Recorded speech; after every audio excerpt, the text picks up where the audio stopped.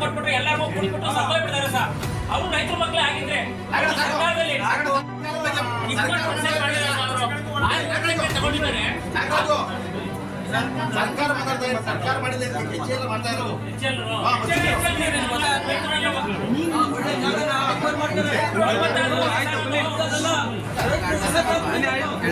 ಶಾಸಕರಾದಂಥ ಶ್ರೀನಿವಾಸ್ ಅವರ ಒತ್ತಾಸೆ ಮೇರೆಗೆ ದೊಡ್ಡದಾದಂಥ ರೈತರ ಉದ್ಯೋಗ ಹುಬ್ಬಳ್ಳಿ ತಾಲೂಕಿನ ಮಾನ್ಯ ಮುಖ್ಯಮಂತ್ರಿಗಳಾದ DK ಶಿವಕುಮಾರ್ ಸಾಹೇಬ್ರನ್ನ ಭೇಟಿ ಮಾಡಿ ಈಗಾಗಲೇ HCR ಕಾರ್ಖಾನೆ ಹುಬ್ಬಳ್ಳಿ ತಾಲೂಕಲ್ಲಿ ಪ್ರಾರಂಭ ಆಗಿ ನಮಗೊಂದು ಹೆಮ್ಮೆ ನಮ್ಮ ನಾಡಿಗೆ.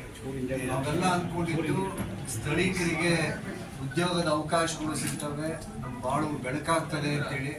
ಅಲ್ಲಿ ಬರೀ ಗ್ರೂಪ್ ಡಿ ಕೆಲಸಗಳು ಮಾತ್ರ, ಅದು ಕಾಂಟ್ರಾಕ್ಟ್ ಬೇಸಿಸ್ ಅಲ್ಲಿ ಕೊಡ್ತಿದ್ದಾರೆ. ಶಾಸಕರು ಅದನ್ನು ಒತ್ತಾಯ ಮಾಡಿದ್ದಾರೆ, ಸ್ಥಳೀಕರಿಗೆ ಮೊದಲನೇ ಆದ್ಯತೆ ಕೊಡಿ ಅಂತೇಳಿ. ಎರಡನೇದು, ಈಗ ಮತ್ತೆ ಫರ್ದರ್ ಎಕ್ಸ್ಪ್ಯಾನ್ಷನ್ಗೆ ಅಂತ ಹೇಳಿ 180 ಎಕರೆನ ಕೇಳ್ತಿದ್ದಾರೆ. ಒಟ್ಟೊಂದು 500 ಕುಟುಂಬ ಬೀದಿಗೆ ಬರ್ತಿದ್ದಾರೆ. ಶಾಸಕರ ನೇತೃತ್ವದಲ್ಲಿ ನಿಯೋಗವಾಗಿ ಮುಖ್ಯಮಂತ್ರಿ ಕೇಳ್ಕೊಂಡಿದ್ದಾರೆ. ಮುಖ್ಯಮಂತ್ರಿ ಅವರು ಆದೇಶ ಮಾಡಿದ್ದಾರೆ, ರೈತರಿಗೆ ಯಾವುದೂ ತೊಂದರೆ ಕೊಡಬೇಡಿ, ಪಕ್ಕದಲ್ಲೇ 2000 ಎಕರೆಯಷ್ಟು ಸೋಷಿಯಲ್ ಫಾರೆಸ್ಟ್ ಇದೆ, ಖರಾಬ್ ಜಾಗ ಇದೆ, ಕಾವಲ್ ಜಾಗ ಇದೆ, ಅದನ್ನು ಬಳಕೆ ಮಾಡಿಕೊಡಿ ಅಂತ ಹೇಳಿದ್ದಾರೆ. ಮುಖ್ಯಮಂತ್ರಿಗಳ ಆದೇಶ ಹಾಗೂ ವಾಸಣ್ಣವರ ಒತ್ತಾಸೆ ಮೇರೆಗೆ ಇವತ್ತು ಅಧಿಕಾರಿಗಳು ಇಲ್ಲಿ ಚರ್ಚೆಗೆ ಅಂತೇಳಿ ಇವತ್ತು ಹೇಳಿ ಕಳಿಸಿದ್ದಾರೆ. ಹಾಗಾಗಿ ರೈತರು ಅವರ ವಾಸಣ್ಣವರ ಪ್ರತಿನಿಧಿಯಾಗಿ ನಮ್ಮ ತುಮಕೂರು ಮಿಲ್ಕ್ ಯೂನಿಯನ್ನ ಅಧ್ಯಕ್ಷರು ನಿರ್ದೇಶಕರಾದಂಥ ಭಾರತಿ ಮೇಡಮ್ ಅವರು ನಮ್ಮೊಂದಿಗಿದ್ದಾರೆ. ಈಗ ಆಲ್ರೆಡಿ ಮನವಿ ಅರ್ಪಣೆ ಮಾಡಿದ್ದಾರೆ.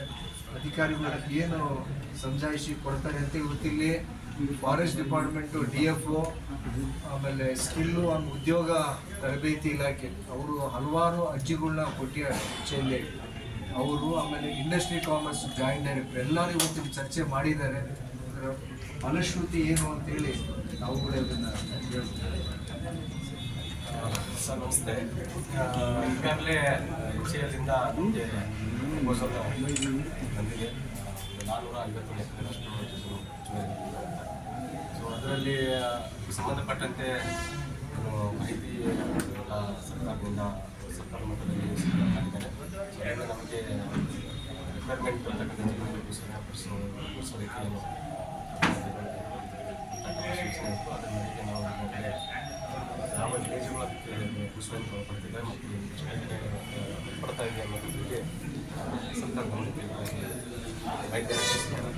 ಸೊ ಈಗ ರೈತರು ಸಂಬಂಧಪಟ್ಟಂತೆ ನಮ್ಮ ಅಹವಾಲುಗಳು ಒಂದು ಲಿಖಿತ ಮೂಲಕ ನಮಗೆ ಸಬ್ಮಿಟ್ ಮಾಡ್ತಿದ್ದಾರೆ. ಅದನ್ನು ಕೂಡ ನಾನು ಮಾನ್ಯ ಹೆಡ್ ಆಫೀಸಿಗೆ CEO ಸರ್ ಅವರಿಗೆ ಮತ್ತು ಸರ್ಕಾರ ಮಟ್ಟದ ಗಮನಕ್ಕೆ ತರಲಿಕ್ಕೆ ಬಯಸ್ತೇನೆ. ರೈತರು ಅಂದರೆ 5 ವಿಲೇಜಸ್ ಇದ್ದಾವೆ ಸರ್. ಅವರ ಕುಟುಂಬದ ಸದಸ್ಯರಿಗೆ ಇದರಿಂದ ಸಮಸ್ಯೆ ಆಗ್ತಿದೆ. ಇವೆಲ್ಲವೂ ರೈತರ ಬೇಡಿಕೆಗಳ ಸಿಗ್ನೇಚರ್ಸ್ ಯಾರ್ಯಾರು ಕೊಟ್ಟಿದ್ದಾರೆ ಅಂತೇಳಿ. ಅದರ ಜೊತೆಗೆ ಶಾಸಕರಾದಂಥ ವಾಸಣ್ಣ ಅವರು ಅವರ ಪತ್ರದ ಮೇಲೆ ಮುಖ್ಯಮಂತ್ರಿಗಳು ಆದೇಶ ಮಾಡಿದ್ದಾರೆ, ಯಾವುದೇ ಕಾರಣಕ್ಕೂ ರೈತರ ಜಮೀನ ಬರಬಾರೆ ಮಾಡಬೇಡಿ ಅಂತೇಳಿ. ಅದರ ಆದೇಶದ ಪ್ರತಿನೂ ಇದೆ, ಇಲಾಖೆಗೆ ಕೊಟ್ಟಿರುವಂಥದ್ದು. ಅದ್ರ ಬದಲು ಆಲ್ಟರ್ನೇಟ್ ಜಾಗ, ಸರ್ಕಾರದ ಜಾಗದ್ದು ನಕಾಶೆ HCL ಕಾರ್ಖಾನೆ ಇದೆಲ್ಲ ಪೂರ್ತಿನೂ ರೈತರ ಪರವಾಗಿ ಮಾನ್ಯ ಶಾಸಕರು ಇದ್ದಾರೆ ಅಂತ ಹೇಳೋದಕ್ಕೆ ನಾವೆಲ್ಲರೂ ಧೈರ್ಯವಾದಿಂದ ಕೆಲಸ ಬಯಸ್ತೀವಿ. ನೀವು ಜಮೀನು ಕೊಡ್ತಿರಲ್ಲ, ಒಂದು ಸಂಸ್ಥೆ ನಮಗೆ ಇಷ್ಟು ಜಮೀನು ಬೇಕು ಅಂತ ಅದು ಯುಟಿಲೈಸ್ ಮಾಡಿದೆ ಇಲ್ವಾ ಅಂತ ನೋಡಲ್ಲ ಸರ್. 600 ಎಕರೆ ಕೊಟ್ಟಿದ್ದೀರಿ, ಅದೆಲ್ಲ ಯುಟಿಲೈಸ್ ಆಗಿದೆಯಾ ಇಲ್ವಾ, ಬಳಕೆ ಆಗಿದೆಯಾ, ಏನು ಮಾಡ್ಕೊಂಡಿದ್ದಾರೆ ಏನು ನೋಡಲ್ಲ. ಸೊ ಇದಕ್ಕೆ ಸಂಬಂಧಪಟ್ಟಂತೆ ಅವರಿಗೆ ಕಂಡೀಷನ್ ಸಪ್ಲೈ ಹೌದು ಸರ್. 2018 ನಾವು ಮೇಲೆ ಆರಿಸ್ತೀವಿ ಅಂದರು, 26 ಇನ್ನು 2 ವರ್ಷವಾದ ಅದು ಇಲ್ಲ, ಮೇಲಂತೂ ಆಗಲಿಲ್ಲ. ಕನಿಷ್ಠ ಭೂಮಿ ಕಳ್ಕೊಂಡು ಜನಕ್ಕಾದ್ರೂ ಒಂದು ಉದ್ಯೋಗ ಇಲ್ಲ ಅಂದರೆ, ಪರ್ಮನೆಂಟ್ ಉದ್ಯೋಗ ಇಲ್ಲ ಅಂದರೆ ಯಾಕೆ ಕೊಡ್ಬೇಕಾಗಿತ್ತು ಜಮೀನು ಅನ್ಕೋತಾರಲ್ವಾ? ಇಲ್ಲ, permanent ನಾಳೆ job- ಅಲ್ಲಲ್ಲ, permanent ನಾಳೆ job ನೀವು ಕೊಟ್ಟಿದ್ದಾರೆ ಇನ್ನೊಂದು ಏನಾದ್ರು ಕೇಳಕ್ ಹೋದ್ರೆ ಅಕ್ಸೆಪ್ಟ್ ಮಾಡ್ತಾರಾ? ವಿದ್ಯಾರ್ಥಿಗಳ ಅನುಗುಣವಾಗಿ ಅವರಿಗೆ ಯಾರು ಭೂಮಿ ಕಳ್ಕೊಂಡಿರ್ತಾರೆ ಅವರಿಗೆ ಕುಟುಂಬದಲ್ಲಿ ವಿದ್ಯಾರ್ಥಿಗಳ ಅನುಗುಣವಾಗಿ ಜಾಬ್ ಮಾಡಬೇಕು ಅಂತ ಕೊಡಬೇಕು ಅಂತ ಇದೆ.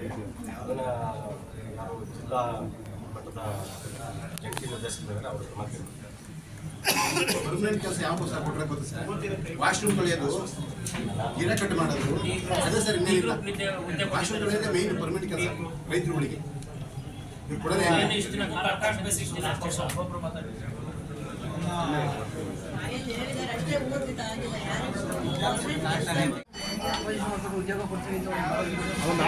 ಕೊಟ್ಟಿಲ್ಲ ಅಂತ ಹೇಳಿ ರಿಕ್ರೂಟ್ಮೆಂಟ್ ಆಗಿದ್ರೆ ನಾವು ಅದ್ರ ಬಗ್ಗೆ ಹೋರಾಟ ಮಾಡ್ಬೋದಾಗಿತ್ತು. ರಿಕ್ರೂಟ್ಮೆಂಟ್ ಅವ್ರು ಇನ್ನೂ ಮಾಡಿಲ್ಲ. ಈಗೇನೋ ಅದು ನಮ್ಗೇನು ಬೇಜಾರಾಗುತ್ತೆ, ಇವ್ರು ಹೇಳ್ದಂಗೆ ಡಿ ಗ್ರೂಪ್ ಅವ್ರು ಮಾತ್ರ ನಮ್ಮ ತಾಲೂಕಲ್ಲಿ ಮಾಡ್ತಿದ್ದಾರೆ. ಮತ್ತು ಐ ಟಿ ಐ ಮಾಡಿರೋಲ್ಲ ಆಟೋದೆಲ್ಲ ಇದು ತಗೊಳ್ತೀವಿ, ಟ್ರೈನಿಂಗ್ ಏನು ತಗೊಳ್ತೀವಿ. ರಿಕ್ರೂಟ್ ಮಾಡಿದಾಗ ನಾವು ಇದ್ರ ಬಗ್ಗೆ ಮಾತಾಡೋಣ. ತಕ್ಷಣಕ್ಕೆ ಅದರದ್ದೇನು ಆಗಿಲ್ಲ. ಸಂಪುಟ ವಿಸ್ತರಣೆ ಆಗ್ತಾ ಇದೆ ಮನೆಯವರಿಗೆ ಒತ್ತಾಯ ಮಾಡ್ತಾರೆ. ಸಾಧ್ಯತೆ ಇರ್ಬೋದು, ಇಲ್ಲದೆ ಇರ್ಬೋದು. ನಮ್ಗೆ ಯಾವುದೇ ಒತ್ತಾಯ ಇಲ್ಲ. ಅವ್ರಿಗೆ ಸಾಧ್ಯವಾದರೆ ನಮ್ಗೊಂದು ಅವಕಾಶ ಕೊಡಲಿ. ಆಗಲೇ ಇಲ್ಲ ಅಂದ್ರೂ ನಾವು ಖುಷಿಯಿಂದ ಇಷ್ಟು ವರ್ಷ ಸೇವೆ ಮಾಡಿದ್ದಾರೆ, 25 ವರ್ಷದಿಂದ ಗೆದ್ಕೊಂಡು ಬರ್ತಿದ್ದಾರೆ. ಅವ್ರ ಸ್ಥಾನಮಾನದ ಆಸೆ ಅದು ಆಸೆ ಎಲ್ಲರಿಗೂ ಇರುತ್ತೆ. ಹಂಗಂತ ಅವಕಾಶಗಳು ಬೇಕಲ್ಲ ಮೇಡಮ್. ಈಗ ಆಫೀಸರ್ಸ್ ಏನು ಹೇಳಿದ್ರು? ಅವರು ಸರ್ಕಾರಕ್ಕೆ ಪತ್ರಬರಿಸಬೇಕು, ಪರವಾಗಿ ಏನು ಮಾಡೋಕ್ಕಾಗುತ್ತೆ, ಅವರು ಮಾತಾಡ್ತಾರೆ. ಸೋಷಿಯಲ್ ಫಾರೆಸ್ಟ್ ನೋಡಿ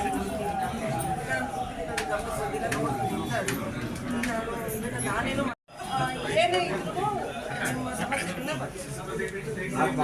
ನಿಮ್ಮನ್ನ ಯಾರು ಇಲ್ಲ. ನಿಮ್ಮ ಪರವಾಗಿ ಇದ್ದೀನಿ, ಅಣ್ಣ ನಿಮ್ಮ ಪರವಾಗಿ ಅವರೇ, ಸರ್ಕಾರ ನಿಮ್ಮ ಪರವಾಗಿ ಇಲ್ಲ, ವಾಸಣ್ಣ ಅವರು ಪರವಾಗಿನೇ ಮುಖ್ಯಮಂತ್ರಿಗಳ ಹತ್ರ ಹೋಗಿ ಈಗ ಆಲ್ರೆಡಿ ಬರ್ಸೋಣ. ರೈತರಿಗೆ ತೊಂದರೆ ಮಾಡಬಾರ್ದು, ಸೋಷಿಯಲ್ ಫಾರೆಸ್ಟ್ ಅಂತ ತಗೊಳ್ರಿ, ಎಕ್ಸ್ಪಾನ್ಷನ್ ಮಾಡಿರಿ ಅಂತಲೇ ಹೇಳೋದು. ಸರಿ.